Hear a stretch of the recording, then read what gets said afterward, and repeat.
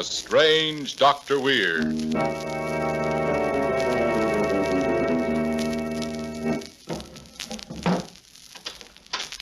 Good evening. Come in, won't you? Why, what's the matter? You seem a bit nervous. Perhaps the cemetery outside this house has upset you. But there are things far worse than cemeteries. For instance, the feeling of being cut off from the world by an insanely jealous man, as in the story I want to tell you tonight. The story I call Beauty and the Beast.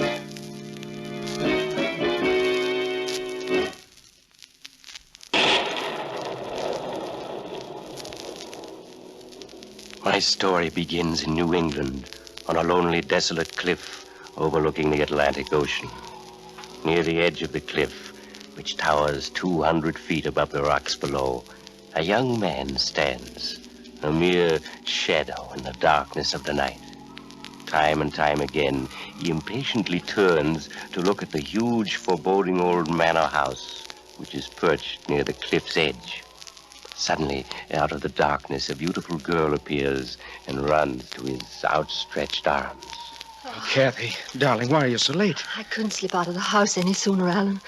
Jason was watching my every move. Oh, Kathy, he's twice your age. I know. The ugliest man I've ever known. Whatever made you marry him? I don't know. After my father died, I was all alone. Jason kept after me to marry him. Something in his eyes forced me to say yes. I was afraid to refuse. Well, you're not going on living with him.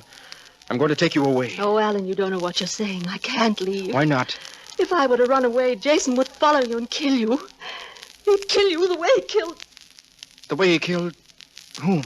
Well, you remember George Davis, don't you? Why, of course, he was Jason's secretary. Well, one evening, 2 weeks ago, Jason found me talking to George in the library, a thing he'd forbidden me to do.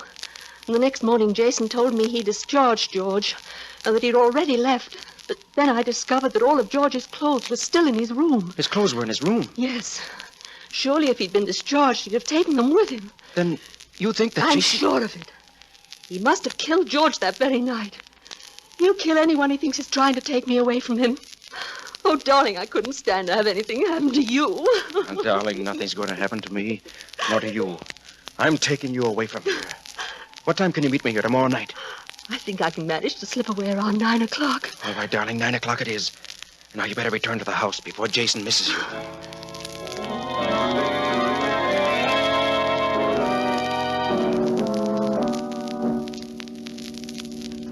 Catherine! Jason! Where were you, Catherine? Oh, I was just out getting some fresh air. You're lying. You slipped out to meet someone. No, Jason, really. Oh, Jason! My arm! You're hurting me. Who was it? Ellen? Was it Ellen? Tell me, or I'll... Beg pardon, sir, but Sheriff Rogers is here to see you. Very well, Charles. Show him in. I'll do all the talking, Catherine. Good evening, Mr. Winthrop, Miss Winthrop.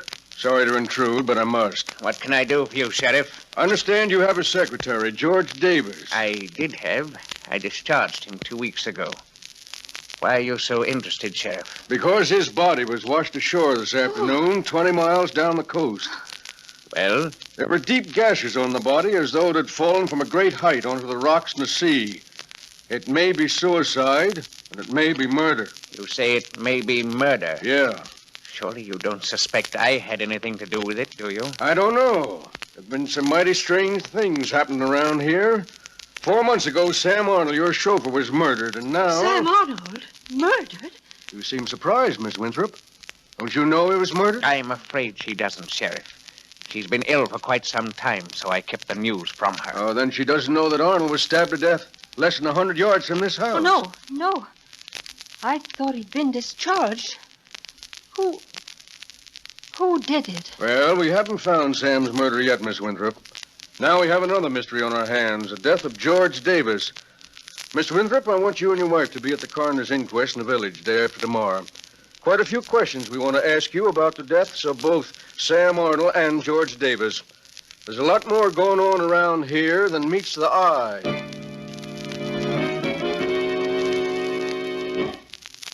Dr. Weird's story will continue in a little while. And now I'd like... Young man, before you go on, remember where you are. You know what happens on this program to people who aren't careful what they say. I'll be careful. I'm always careful. Careful with my facts whenever I talk about Adam hats. You see, Adam hats are so downright good-looking, I have to be careful about my enthusiasm. And the makers of Adam hats are careful, too. Careful to see that every Adam is well made. Look at any Adam, and you can see for yourself the quality workmanship that goes into the designing of Adam's smart styling, perfect fit, and correct details. Care, too, is taken in the choice of material and color. That's why only genuine all-fur felt in the newest shades is used in Adam hats. So if you're a careful dresser and a careful spender, choose an Adam. Still priced at $3.45 to $10. Still, America's outstanding hat value. Now, back to Dr. Weir.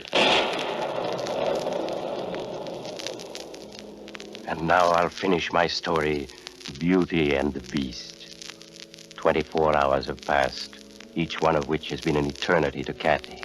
Try as she would, she couldn't forget the deaths of Sam Arnold and George Davis. One thing seemed perfectly clear to her.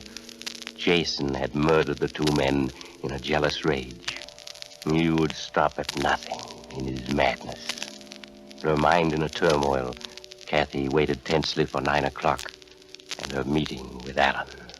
Catherine, why do you keep looking at the clock every other minute? I'm not aware that I am. Is it because you have some secret rendezvous with someone? No, I haven't. You're lying. Whom are you going to meet? Tell me. Oh, Jason, Tell me. No one. You're lying. I ought to kill you. Yes, kill me. Get rid of me, so I can't testify tomorrow at the coroner's inquest. What are you talking about? You want to kill me because you're afraid of what I might tell them. I know you killed Sam Arnold and George Davis. Is that what you intend to tell them tomorrow? Yes, you're nothing but a murderer. Jason, don't look at me that way, Jason. I'm not going to let you kill me. Stay away from me, Jason. I won't let you kill me. Put down that poker, Catherine. Put it down, I said. No, if you come any closer, Jason, I'll use it. Jason, don't, or I'll use it. I warned you, Jason. I warned you.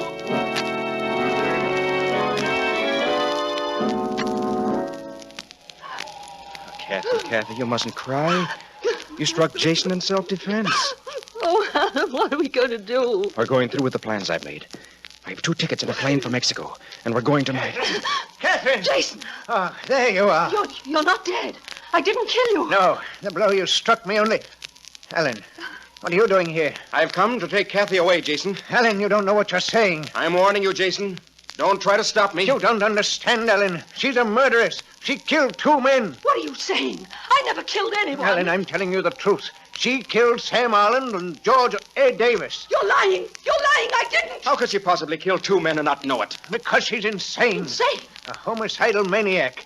There are times when she loses control of her mind. And when she does, she kills. And then she comes to and has no memory of it, I suppose. Yes, that's it exactly.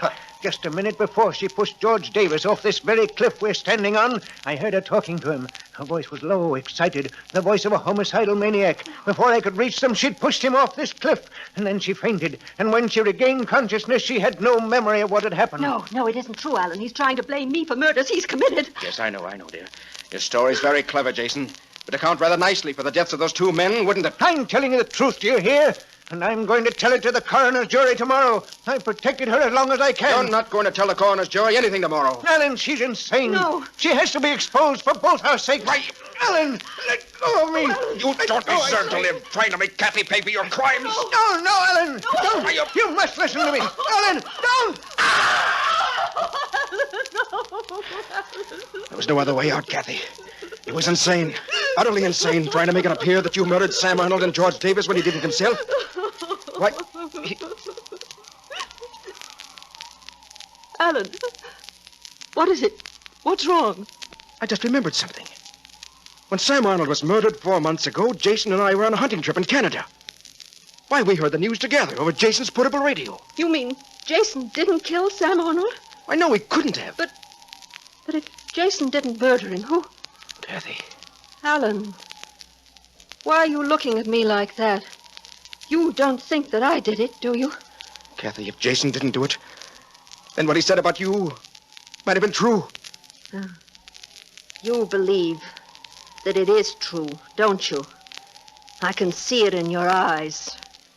You do believe I murdered Sam Arnold and George Davis, don't you? Kathy, the voice, it's different. You do believe I murdered them, don't you? Your voice is just the way Jason said it was before you pushed George Davis off the cliff. It's true.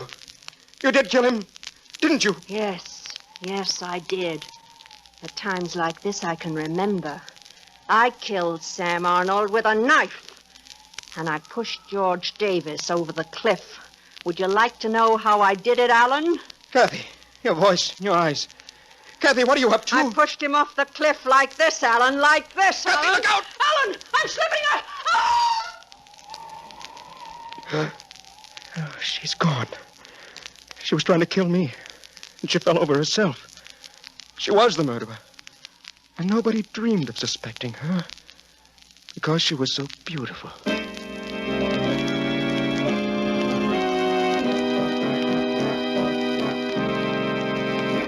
Alan was right. Nobody dreamed of suspecting Kathy because she was so beautiful. But her husband, who was ugly, well, he was suspected right away. You see how handy a pretty face can be? Sometimes. But there's an old saying, beauty is only skin deep. So be careful about walking on cliff tops with lovely young women. One of them might be another Kathy. Oh, you have to go now. Well, perhaps you'll drop in on me again soon. Just look for the house on the other side of the cemetery. The house of Dr. Weird.